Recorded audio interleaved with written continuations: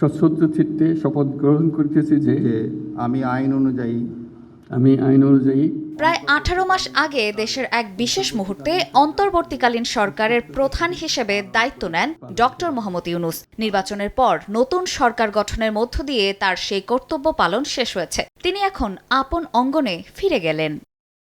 রোববার সকালে রাজধানীর মিরপুরে টেলিকম ভবনে অবস্থিত ইউনূস সেন্টার কার্যালয়ে পৌঁছালে ডক্টর মোহাম্মদ ইউনূসকে স্বাগত জানান দীর্ঘদিনের সহকর্মীরা। এ সময় তাকে ফুল দিয়ে বরণ করে নেওয়া হয়। শুভেচ্ছা বিনিময় এবং প্রতিষ্ঠানের চলমান কার্যক্রম সম্পর্কে খোঁজখবর মিটিংয়ে কেটে যায় তার পুরোটা দিন।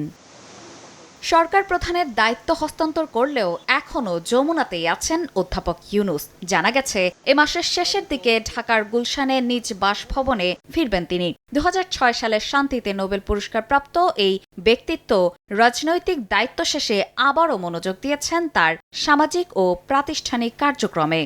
রেইনবো অলরাউন্ডার এক্সটেরিয়র পেইন্ট বাড়ির বাহিরের দেয়ালের সুরক্ষা নিয়ে থাকুন নিশ্চিন্ত। সাথে পাচ্ছেন 10 বছরের ওয়ারেন্টি। নোবেলজয়ী থেকে অন্তর্বর্তী সরকারের প্রধান উপদেষ্টা ডক্টর মোহাম্মদ ইউনূসের যাত্রা যেমন অনন্য, তেমনি তার দায়িত্বকালও ছিল আলোচনামুখর। তার সরকারের প্রতি মানুষের প্রত্যাশা ছিল আকাশচুম্বী। সেই প্রত্যাশার কতটুকু তিনি পূরণ করতে পেরেছেন তা হয়তো সময়ই বলে দেবে। অপর্ণা বর্ষা, সময় সংবাদ, ঢাকা।